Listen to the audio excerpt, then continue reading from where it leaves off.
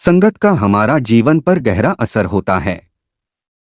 संगत अच्छी होगी तो हमारे विचार भी सकारात्मक रहेंगे और मुश्किल समय में भी निराशा से बचे रहेंगे। जिन लोगों की संगत सही नहीं है, उनका जीवन बर्बाद हो सकता है। बुरी संगत से हम गलत आदतों में फंस सकते हैं। अच्छी संगति से तो दुर्जन में भी सज्जनता पैदा हो जाता है। इसलिए सत्संगति को चुनना एक तरह का वरदान साबित हो सकता है। सुनते हैं एक छोटी कहानी। एक नगर में राजा कार्तिक एक प्रतापी, दयालु, न्यायप्रिय व महान धार्मिक स्वभाव के राजा थे।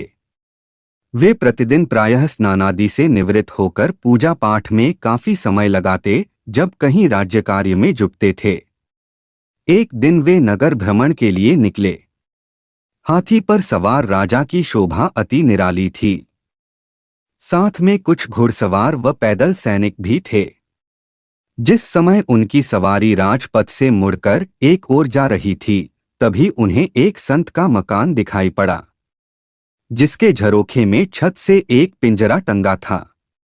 उस पिंजरे में एक तोता था, जो राजा को देखकर बड़े ही मधुर स्वर में प्रेमपूर्वक राम राम कृष्ण कृष्ण का स्वर पाठ करने लगा। राजा ने प्रत्युत्तर में राम राम कृष्ण कृष्ण कहा। राजा बड़े प्रसन्न हुए। उन्होंने एक सैनिक को उस मकान को ध्यान में रखने का संकेत दिया। धीरे धीरे राजा की सवारी एक ऐसी बस्ती से गुजरी जो बड़ी गंदी थी। उस बस्ती में भी एक मकान ऐसा ही था, जिसके झरोखे में एक तोते का पिंजरा टंगा था, जो राजा की सवारी की ओर देख रहा था। जैसे ही सवारी निकट से गुजरने लगी, तोते ने अपनी जुबान से गंदी गालियां देनी प्रारंभ कर दी। राजा ने झट से अपने कान बंद कर लिए तथा उस मकान को भी ध्यान में रखने के लिए उस सैनिक को संकेत दिया। भ्रमण पूर्ण होने के पश्चात सवारी राजमहल पहुंच गई। दूसरे दिन दरबार को आज्ञा दी कि उन दोनों तोतों को दरबार में पेश करे। कुछ समय पश्चात दोनों तोतों को अलग अलग लाया गया। पहला तोता जो लाया, वह अपने स्वभावगत राम व कृष्ण के नाम को रटता रहा। राजा ने उसे एक सुंदर चारपाई पर बिठवाया। कुछ समय बाद जैसे ही दूसरे तोते को दरबार में लाया गया, तब गंदी गालियों से दरबार गूंज उठा। राजा को काफी क्रोध आया और तत्काल उस तोते की गर्दन उड़ाने की आज्ञा दे दी। परंतु पहले लाए गए सात्विक तोते के मालिक की नजर उस दूसरे तोते पर पड़ी।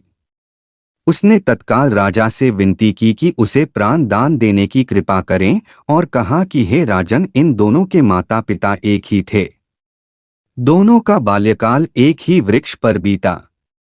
हे महाराज, इस तोते का इसमें कोई दोष नहीं है, क्योंकि संगत का फल लगना स्वाभाविक है। यह एक संत के घर रहा, जहां नित्य प्रतिदिन पूजा पाठ होता था, भगवान के नाम का उच्चारण होता था, सुंदर सी बातें सीखने को मिलती थीं।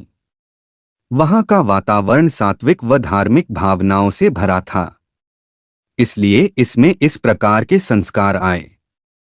तथा दूसरी ओर यह तोता जो इसका भाई है, एक गंदी बस्ती में पला, जहां प्रतिदिन गंदी गालियां बोली जाती हैं।